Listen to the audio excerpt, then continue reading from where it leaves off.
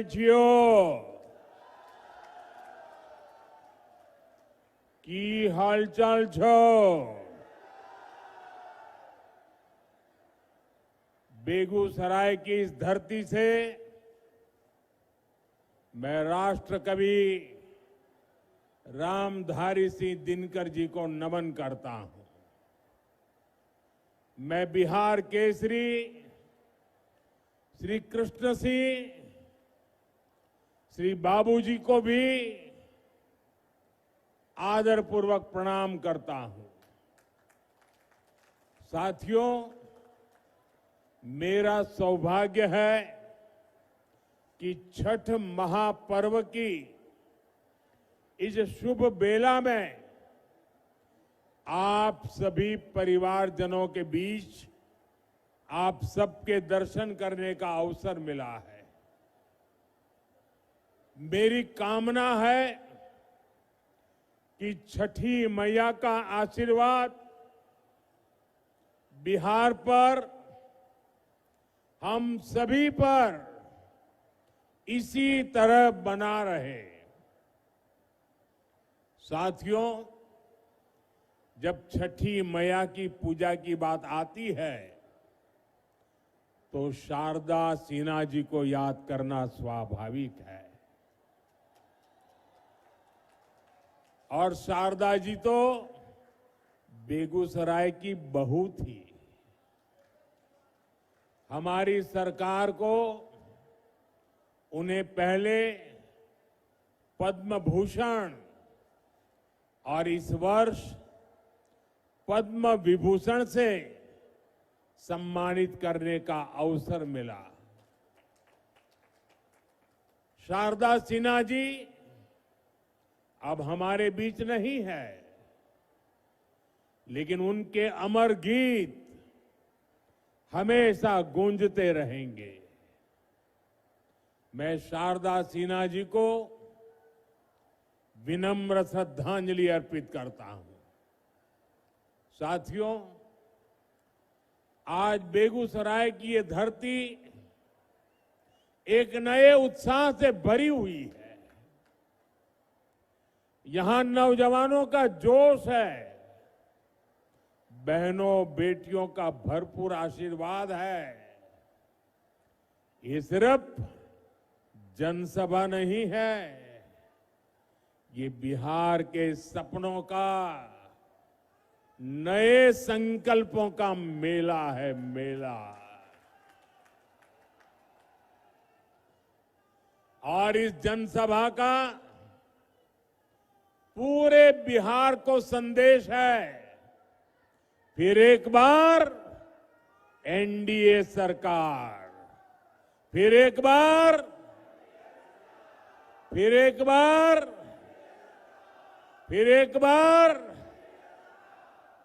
फिर एक बार सुशासन की सरकार। साथियों, आपने हमेशा मोदी पर भरोसा किया है, नीतीश जी पर आशीर्वाद बरसाया है। एनडीए के लिए आपका यही प्यार, आपका अटल विश्वास अब विकास को विकास के नए दौर की तरफ ले जा रहा है।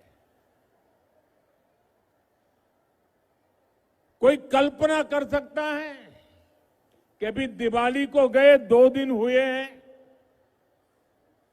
और छठ मैया का बहुत बड़ा त्योहार कल शुरू हो रहा है, और इस बीच मैं लाखों माताओं बहनों को यहां देख रहा हूं। ये अपने आप में मेरे लिए तो एक बहुत बड़ा सुखद आश्चर्य है। मैं सोच नहीं सकता हूं कि बिहार हो, छठ मैया का पर्व कल हो, और आज हमें आशीर्वाद देने के लिए ये महिलाएं, माताएं, बहनें, बेटियां, जहां मेरी नजर जा रही है, माताएं बहनें मैं देख रहा हूं, आप हमें आशीर्वाद देने आए हैं, ये हमारी बहुत बड़ी शक्ति है।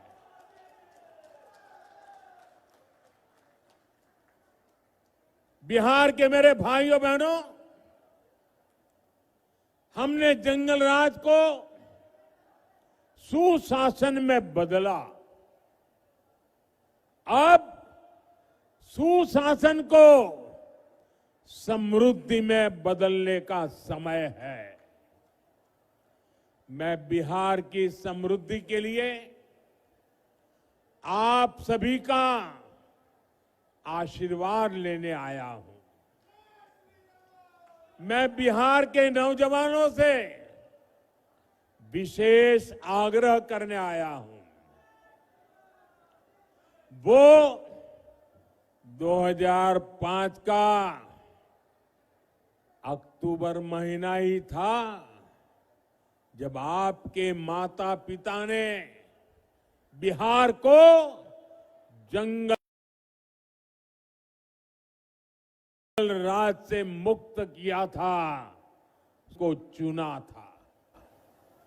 अब 2025 का ये अक्टूबर और नवंबर आपके लिए नए अवसर भी और एक बड़ी जिम्मेवारी लेकर आया है। आपको अपने और बिहार की आने वाली पीढ़ियों के लिए समृद्ध बिहार बनाना है। आपको अपने एक वोट की ताकत समझनी है। आपके एक वोट से ही बिहार की समृद्धि तय होगी। विकसित भारत बनाने का संकल्प मजबूत होगा। साथियों, जब से बिहार चुनाव की घोषणा हुई है, तब से हम एक चीज साफ साफ देख रहे हैं। एक तरफ एनडीए है, नीतीश जी, मांझी जी, उपेंद्र जी, चिराग पासवान जी, ये सूझबूझ से भरा हुआ नेतृत्व है। इसको भाजपा की हमारी टीम, दिलीप जी, सम्राट चौधरी जी, विजय सिन्हा जी से और मजबूती मिलती है। वहीं दूसरी तरफ लाठियां भाज रहा महागठबंधन है। ये लोग कैमरे पर आकर कुछ भी बोले, लेकिन पीठ पीछे एक दूसरे की खाल खींच रहे हैं। इस महागठबंधन में अटक दल है, लटक दल है, भटक दल है, झटक दल है और पटक दल है। आरजेडी बीते 2 दशक में कोई चुनाव नहीं जीती, लेकिन अपने अहंकार में अटकी हुई है। इसी अहंकार में इन्होंने जेएमएम को झटक दिया। कांग्रेस 35 साल से बिहार में आरजेडी की पिछलग्गू बनी हुई है। इस बार आरजेडी ने उसको फिर पटक दिया। इन लोगों ने वीआईपी को भी भटका दिया। जो लेफ्ट के दल है उनको लटका दिया। साथियों, जब स्वार्थ हावी होता है, लूट खसूट ही लक्ष्य होता है, तो वही होता है जो आरजेडी कांग्रेस वाले कर रहे हैं। ये लोग पहले टिकट बेचते हैं, फिर घोटाले करते हैं। आप देखिए तो सही, एक आरजेडी का परिवार है जो बिहार का सबसे भ्रष्ट परिवार है, और ज्यादातर लोग अदालत से जमानत पर निकल करके बाहर खड़े हैं। जमानत पर जीने के लिए मजबूर है। दूसरी तरफ कांग्रेस का एक परिवार है जो देश का सबसे भ्रष्ट परिवार है। इस परिवार के भी ज्यादातर लोग जमानत पर बाहर है। साथियों, बिहार ऐसे लोगों पर भरोसा नहीं करता, और इसलिए पूरे बिहार में एक ही नारा गूंज रहा है, एक ही नारा गूंज रहा है, नई रफ्तार से चलेगा बिहार जब फिर आएगी एनडीए सरकार। साथियों, मैं जो बातें कहने जा रहा हूं, मैं चाहूंगा कि बिहार का नौजवान उन्हें ध्यान से सुने और उन पर जरा गौर करे। जंगल राज वालों ने सिर्फ अपने बेटे बेटियों का भविष्य बनाया, बिहार के नौजवानों का भविष्य तबाह कर दिया। और ये बात बेगूसराय का हर घर जानता है, हर कोई महसूस करता है। साथियों, हमारे श्री बाबू ने बेगूसराय को औद्योगिक केंद्र बनाने के लिए काम किया था। उनके प्रयास से यहां अनेक प्रकार के उद्योग आए। एक समय था जब ये क्षेत्र देश के प्रमुख औद्योगिक केंद्रों में से एक था। बरौनी में सायरन बजता था तो पूरा बिहार गर्व से भर जाता था। 60 के दशक में यहां रिफाइनरी लगी, फर्टिलाइजर फैक्ट्री बनी, बिजली का कारखाना लगा, यहां नौकरियां बनी, उम्मीदें जगी, चहल पहल होने लगी। लेकिन फिर क्या हुआ? फिर जंगल राज आ गया। धौंस, धमकी और डर का वो काला दौर जिसने बिहार के उद्योगों पर ताले लगा दिए, फैक्ट्रियों को बंद कर दिया, निवेशक भाग गए। ये ताले फैक्ट्री पर नहीं, आपके भविष्य पर ताले लगा दिए थे। जंगल राज ने सिर्फ कुछ फैक्ट्रियां बंद नहीं की, बल्कि बिहार के नौजवानों के भविष्य को अधर में लटका दिया था। बरौनी, बेगूसराय को एक सदी पीछे धकेल दिया। जिस आरजेडी ने बिहार को पलायन का अभिशाप दिया, उसके नेता आज बड़ी बड़ी बातें करते हैं। साथियों, एनडीए सरकार के लिए विकास सबसे बड़ी प्राथमिकता है। हम जानते हैं कि जब औद्योगिकरण होगा तो नौकरियां भी आएगी, इसलिए हमने सबसे पहले बिहार को जंगल राज से मुक्त किया। जब बिहार में कानून का राज लौटा तो उद्योगों के लिए भी माहौल बना। 2014 में डबल इंजन की सरकार बनने के बाद इसे और गति मिली।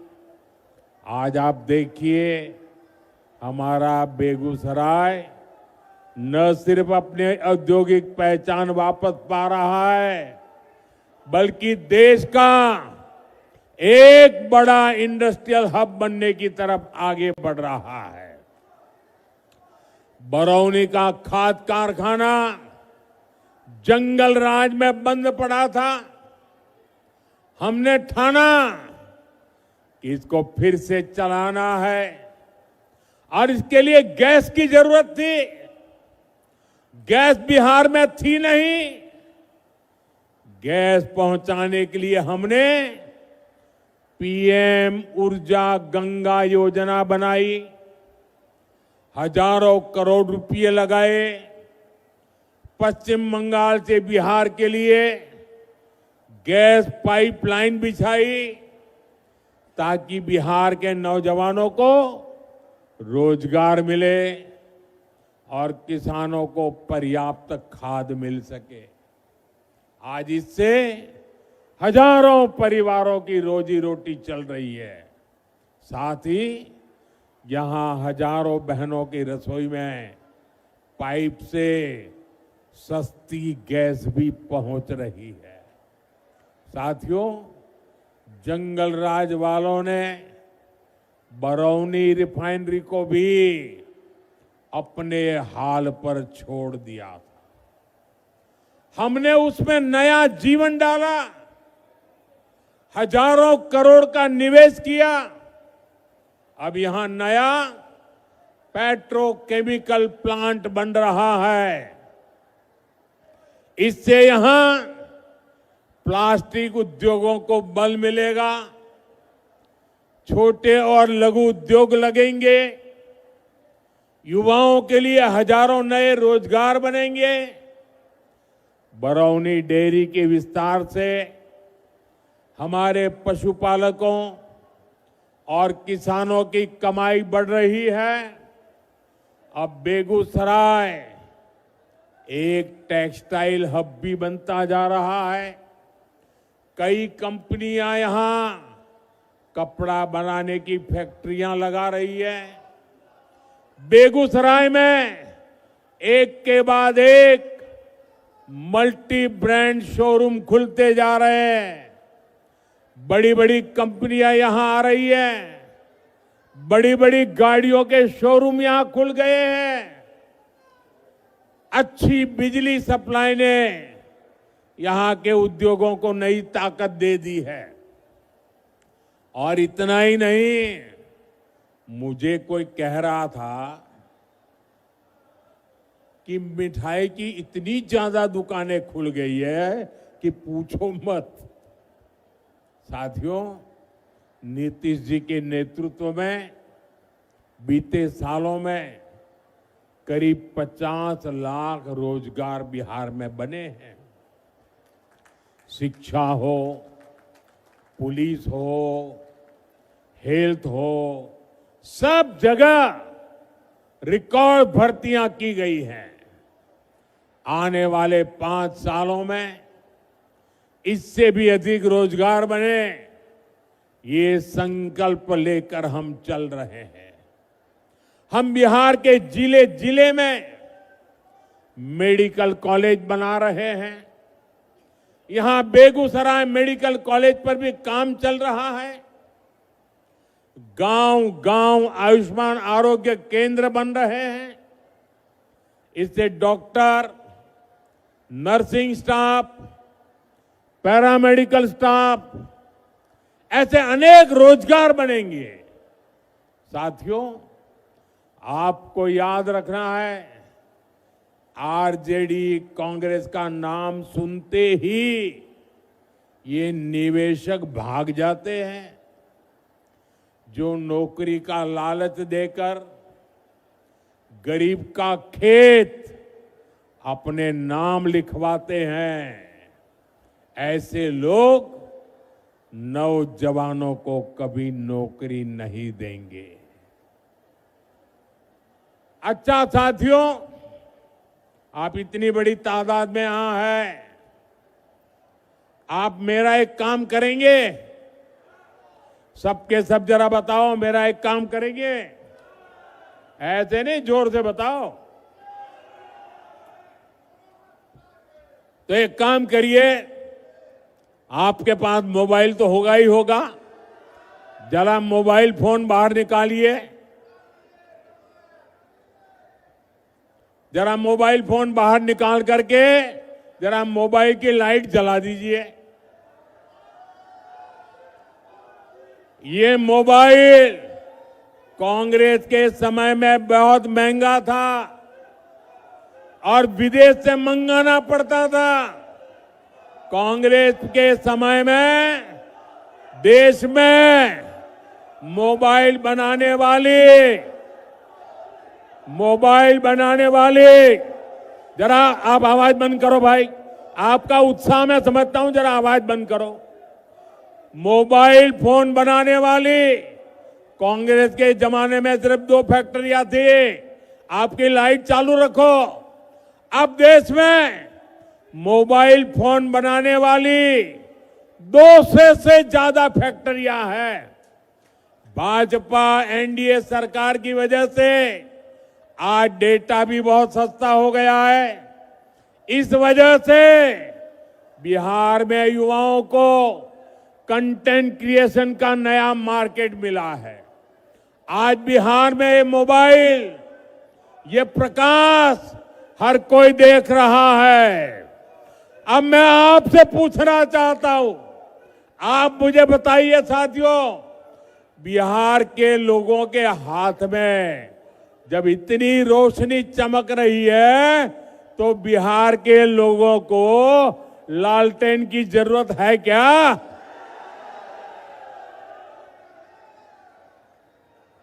अपना मोबाइल अब नीचे रखिए। साथियों, किसी भी क्षेत्र का, किसी भी राज्य का विकास तभी हो सकता है जब सोच दूरगामी हो, इरादा पक्का हो और नीयत साफ हो। आरजेडी कांग्रेस तो खुद ही अपने आप में एक समस्या है।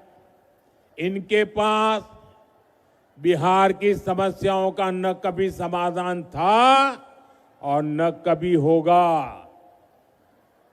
ये संवेदनहीन लोग हैं। ये वो लोग हैं जो बाढ़ आने पर भी गरीबों का मजाक उड़ाते हैं। साथियों, इनकी ऐसी ही सोच ने दशकों तक बिहार को उत्तर और दक्षिण बिहार में बांटे रखा। गरीब, दलित, पिछड़े, अति पिछड़े को जान पर खेलकर गंगा जी को पार करना पड़ता था या फिर कई 100 किलोमीटर लंबा रास्ता तय करना पड़ता था। लेकिन इन्होंने गंगा जी पर नए पुल बनाने के लिए काम नहीं किया। साथियों, नरेंद्र और नीतीश के लिए तो आपकी सुविधा, आपका जीवन ही हमारे लिए सबसे ऊपर है। एनडीए सरकार ने बिहार की कनेक्टिविटी पर बल दिया। कहीं हाईवे बन रहा है, कहीं एक्सप्रेस वे बन रहा है। आप देखिए, बीते 10-11 वर्षों में गंगा जी पर कितने सारे पुल बने हैं। मुंगेर को खगड़िया और बेगूसराय से जोड़ने वाले श्री कृष्ण सेतु से इस पूरे क्षेत्र के लोगों को फायदा हुआ है। साथियों, 7 दशक तक ये क्षेत्र राजेंद्र सेतु पर निर्भर रहा। हमारी सरकार ने इसके बगल में ही 6 लेन का एक आधुनिक ब्रिज बनाया। इसके लोकार्पण का सौभाग्य मुझे ही मिला। उस समय जनता के चेहरे पर जो खुशी थी वो मैं कभी भूल नहीं सकता। उनका बरसों पुराना सपना साकार हुआ था। साथियों, इस नए पुल ने उत्तर और दक्षिण बिहार के बीच की दूरी को करीब 100 किलोमीटर कम कर दिया है। इससे सिमरिया धाम आना जाना भी आसान हुआ है। जो हजारों कल्पवासी जो कार्तिक मास में सिमरिया घाट जाते हैं, उनको बहुत बड़ी सुविधा मिली है। साथियों, आप मोदी को भली भांति जानते हैं। ये आपका मोदी चांदी का चम्मच लेकर पैदा नहीं हुआ है। मोदी गरीबी में रहा है। उसने गरीबी के दुख दर्द को सहा है और इसलिए आज जब देश के गरीब ने मोदी को सेवा का अवसर दिया है तो पूरी शक्ति से, पूरी ताकत से देश में गरीब को मदद पहुंचा करके गरीबी को इस देश में खत्म करने का पूरा प्रयास कर रहा है। गरीब के लिए पक्का घर सपना होता है। हमारी सरकार ने 11 साल में 4 करोड़ से ज्यादा पक्के घर बनाकर मेरे गरीब परिवारों को दिए और इसमें से 60 लाख पक्के घर यहां बिहार के मेरे गरीब परिवारों को मिले हैं। हर गरीब को घर का चूल्हा जलता रहे, इसलिए मोदी मुफ्त अनाज देता रहता है। हर गरीब को मुफ्त इलाज, मुफ्त बिजली कनेक्शन, मुफ्त गैस कनेक्शन, सस्ती गैस, ये सब सुविधाएं नहीं, ये सम्मान भरा जीवन देने वाली जरूरतें हैं। और इसका सबसे अधिक फायदा दलित, महादलित, पिछड़े, अति पिछड़े परिवारों को हो रहा है। दशकों तक बिहार के लोगों को आरजेडी कांग्रेस ने सामाजिक न्याय के नाम पर सिर्फ धोखा दिया। ये एनडीए सरकार है जो सामाजिक न्याय को सही मायने में सच करके दिखा रही है। साथियों, आज कांग्रेस के पूर्व अध्यक्ष सीताराम केसरी जी की पुण्यतिथि है।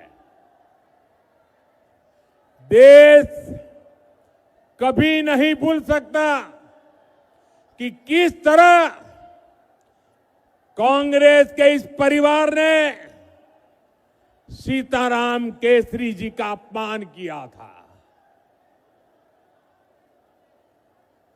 आज का दिन हमें याद दिलाता है कि कांग्रेस दलितों, पिछड़ों के अधिकार छीनने के लिए क्या कुछ कर सकती है।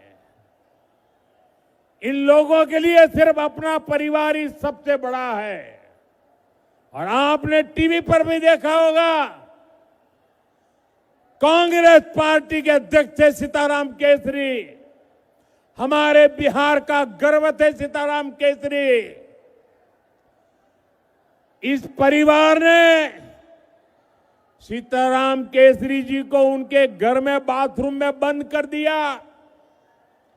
इतना ही नहीं, उनको उठा करके फुटपाथ पर फेंक दिया और सीताराम केसरी के पास जो कांग्रेस का अध्यक्ष पद था, इस परिवार ने उस अध्यक्ष पद की चोरी कर ली। साथियों, ये ऐसे लोग हैं जिनको आपके परिवार की कोई चिंता नहीं है। साथियों, बिहार की नारी शक्ति जंगल राज की सबसे बड़ी पीड़ित रही है। आज वे एनडीए के सुशासन में बड़ा काम और बड़ा नाम करने के लिए आगे आ रही है। बीते वर्षों में बिहार की बहनें आत्मनिर्भर हुई है। जीविका दीदी के रूप में गांवों में बहनें अपने पैरों पर खड़ी हुई है। मेरा लक्ष्य देश के गांवों में 3 करोड़ लखपति दीदी बनाने का है। इसमें बिहार की बहनें काफी शानदार काम कर रही है। साथियों, बिहार की एनडीए सरकार ने जो महिला रोजगार योजना शुरू की है, ये बहुत ही प्रशंसनीय काम हुआ है। 1 करोड़ 20 लाख से ज्यादा बहनों में से हर एक को रोजगार शुरू करने के लिए 10,000 रुपया देना बहुत बड़ा कदम है। बिहार की बहनें इसको खुले दिल से अपना भी रही है। इसलिए आप सभी को इन महिला विरोधी आरजेडी कांग्रेस वालों से बहुत सावधान रहना है। इनके लिए हर रास्ता बंद करना है। आपको याद रखना है, ये आरजेडी कांग्रेस वाले महिला रोजगार योजना पर भी ताला लगा सकते हैं। महिलाओं के अधिकार बात आई, इन लोगों ने पार्लियामेंट में सारे नियमों को तोड़ करके उस कानून के कागजों को छीन करके फाड़ दिया था। ऐसे महिला विरोधी लोग हैं। साथियों, आज हमारी सरकार की प्राथमिकता आपका खर्च कम करने और बचत बढ़ाने पर है। जीएसटी बचत उत्सव के पीछे भी यही सोच है।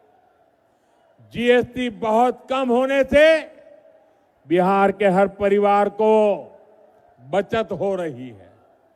त्योहारों के इस मौसम में कोई नया टीवी ले रहा है, कोई नया पंखा, कोई नया फ्रिज ले रहा है, किसी ने नया स्कूटर लिया, नई बाइक ली।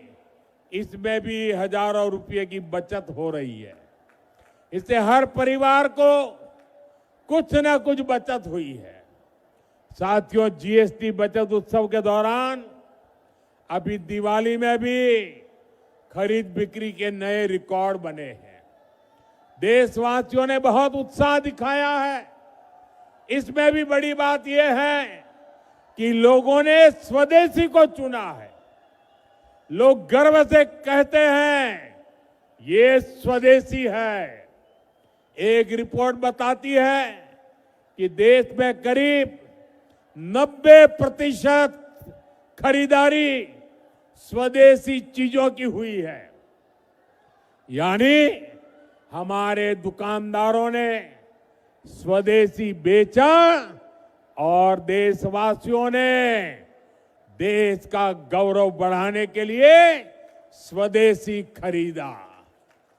जब स्वदेशी बिकता है तो इसका फायदा हमारे किसानों, हमारे विश्वकर्मा साथियों, हमारे कारीगरों, हमारे बुनकरों को ही होता है।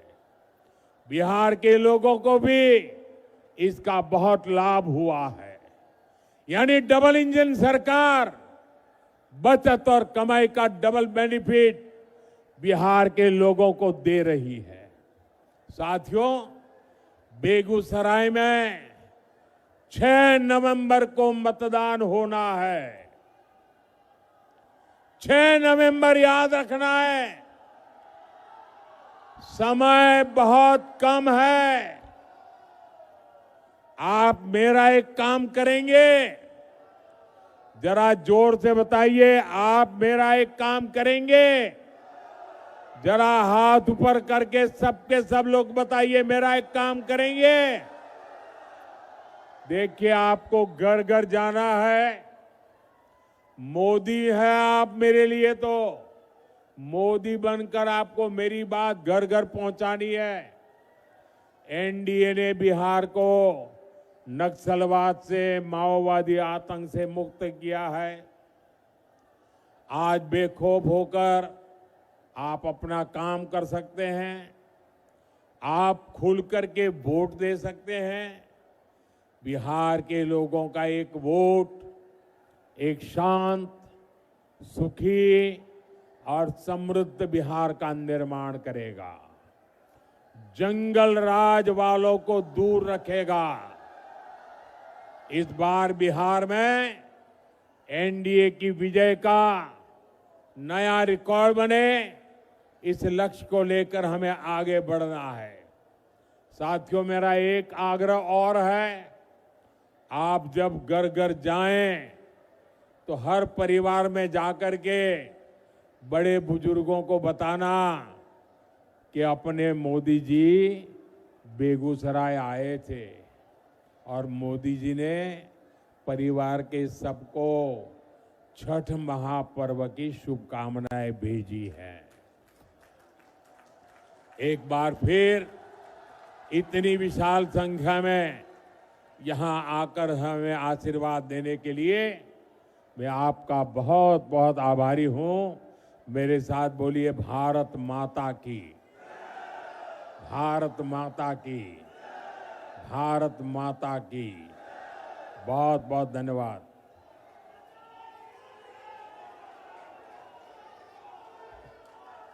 जो चुनाव लड़ रहे हैं वो उम्मीदवारों से मेरा आग्रह है, जरा आगे आ जाइए। जो चुनाव लड़ रहे हैं वो आगे आ जाएं। सब एक कतार में खड़े हो जाइए। जरा जगह कीजिए, मैं बीच में आने वाला हूं आपके। थोड़ा लाइन में खड़े हो जाइए, मैं बीच में आऊंगा आपके बीच में। हाँ, जगह कर दीजिए जरा। शाबाश।